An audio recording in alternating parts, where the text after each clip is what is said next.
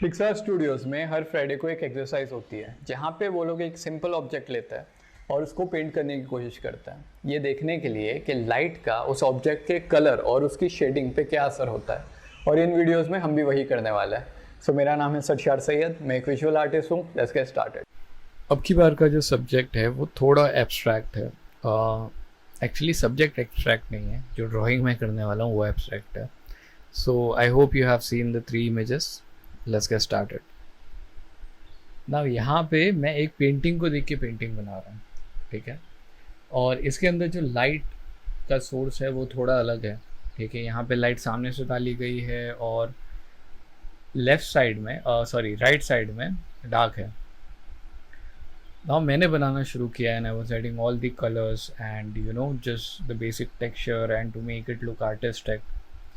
उसके बाद में मेरे जहन में यह आया कि हो सकता है लाइट ऊपर से डाली जाए और नीचे मतलब जो ग्राउंड के पास का पार्ट है वो डार्क हो। सो मैंने जो उसके कर्वेचर पे है, लाइक जो उसका सरफेस है जहाँ पे फ्रूट घूमेगा वहीं पे शेडो रखा है। एक ध्यान देने की चीज़ ये है कि ये पूरा इमेजिनरी है। सो ऐसा नहीं है कि कहीं पे लाइट सोर्स था। Even the photo is imaginary, but this is what this exercise does. You get an idea कि दो चीज़ें तो होने ही वाली है, या तो लाइट गिरेगा और उसके साथ शेडो गिरेगा, और लाइट जितनी गिर रही है उसके हिसाब से शेडो कितनी होनी चाहिए। And I think for this particular thing this was important to nail. So I think yeah our job here is done. अब बाकी की 3 इमेजेस देखते हैं।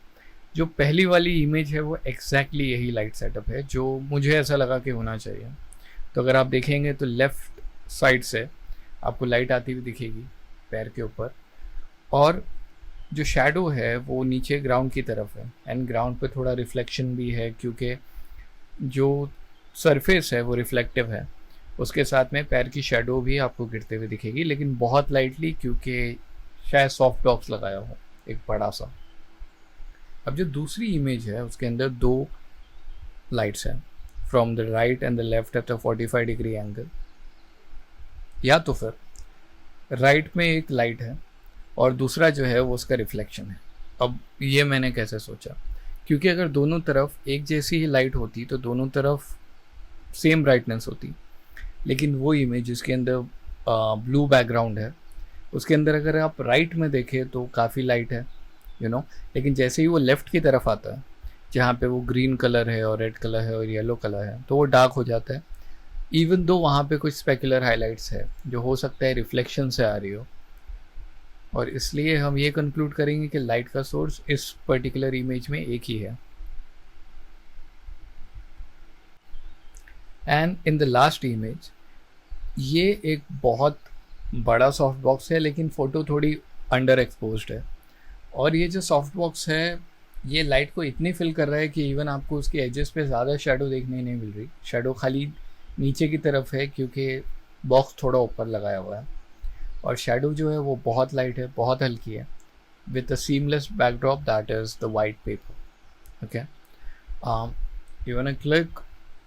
इस एक्सरसाइज में I would actually rather like ask you to draw something, और अगर जिसको भी पेंट कर रहे हो तो ये नोटिस करो कि लाइट के कंपैरिजन में शैडो कितनी गिर रही है और कहाँ गिर रही है, and that will really help. Okay, so if you are drawing, draw a cube और अ सर्कल। एंड अगर आप कुछ लाइट पार्ट बना रहे हो तो उसको डार्क करके देखो।